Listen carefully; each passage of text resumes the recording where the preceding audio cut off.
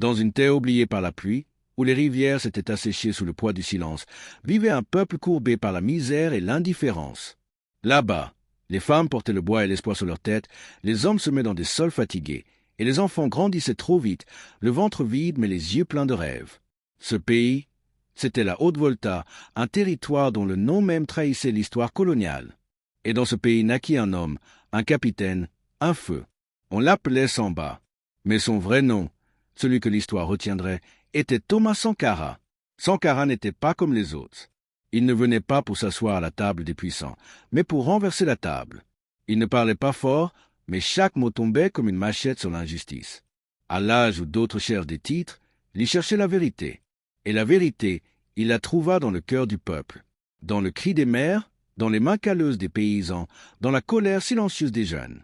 Il comprit que la vraie révolution ne portait pas de fusil, mais une vision. En 1983, il devint président à seulement 33 ans. Mais pas préside pour pavaner, président pour servir. Premier acte, changer le nom du pays. Haute-Volta, nom d'emprunt, devint Burkina Faso, la terre des hommes intègres. Un acte fort, un symbole.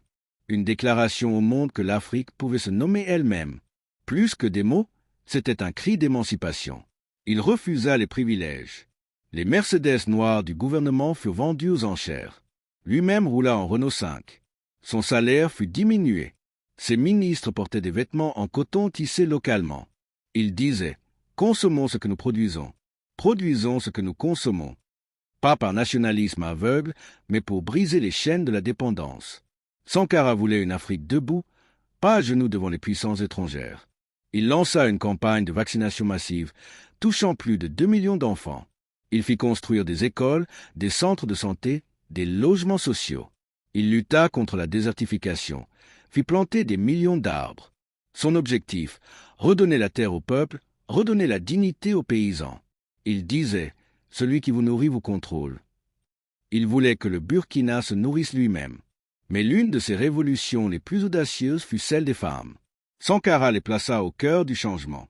Il dénonça l'excision, les mariages forcés, les violences domestiques. Il fit entrer les femmes au gouvernement, leur donna une voix, une place, une âme, l'éducation.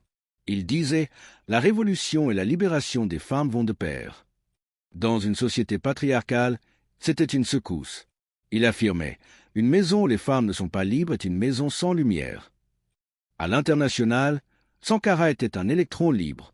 Il dénonçait le néocolonialisme, refusait les dictats du FMI et de la Banque mondiale. À Addis Abeba, lors d'un sommet de l'OUA, il déclara « La dette ne peut pas être remboursée. Si nous ne la payons pas, nos créanciers ne mourront pas. Si nous la payons, c'est nous qui mourrons. » Il demanda aux autres chefs d'État africains de refuser ensemble de payer. Mais il savait que l'unité faisait peur, que l'indépendance réelle effraie ceux qui profitent de la dépendance. Partout où il allait, Sankara inspirait. Les jeunes l'écoutaient, les pauvres le soutenaient, les puissants le redoutaient. Car il disait ce que beaucoup pensaient, mais n'osaient formuler. Il parlait d'une Afrique souveraine, digne, éduquée, solidaire. Il voulait un continent qui s'assume, pas un continent sous perfusion. Il disait, l'esclave qui ne revendique pas sa liberté mérite sa chaîne. Mais la vérité dérange. Les puissants de l'intérieur, qui avaient goûté au miel du pouvoir, voyaient en lui une menace. Les puissants de l'extérieur, habitués à dicter leurs lois, voyaient en lui un caillou dans la chaussure. Il était droit, et dans la brousse politique, un arbre droit fait de l'ombre au serpent. Il pressentait le danger. Il disait, on peut tuer un homme, pas ses idées. Le 15 octobre 1987, les oiseaux se sont tus. Les fusils ont parlé. Et le capitaine, le feu, a été éteint. Pas par l'ennemi venu d'ailleurs, mais par ses frères, ses compagnons d'armes. La trahison a frappé plus fort que la balle. Le peuple est resté silencieux, figé.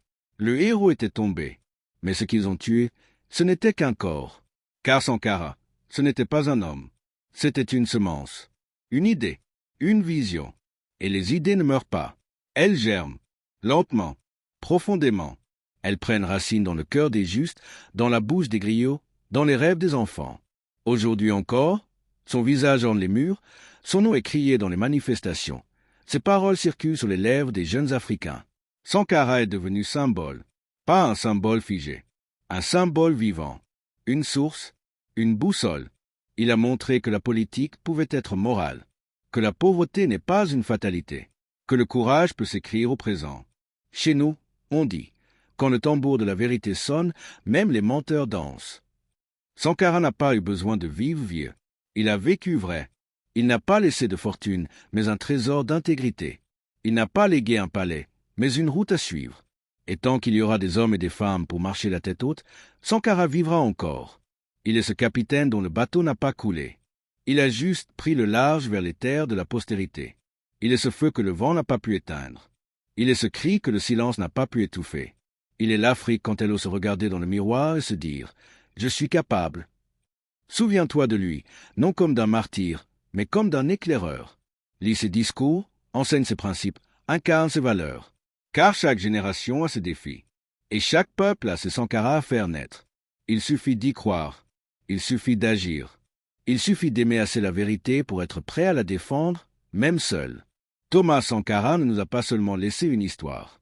Il nous a donné une mission, bâtir une Afrique libre, juste, digne. À nous d'être les héritiers fidèles. À nous d'être les hommes et femmes intègres d'aujourd'hui. Sankara vit encore. Et tant que nous marcherons dans ses pas, la révolution continuera. Pas une révolution de violence, mais une révolution de conscience. Une révolution douce comme la pluie sur la terre sèche. Une révolution qui fait fleurir l'espoir. Debout, Burkina. Debout, Afrique. Le capitaine te regarde. Et il sourit.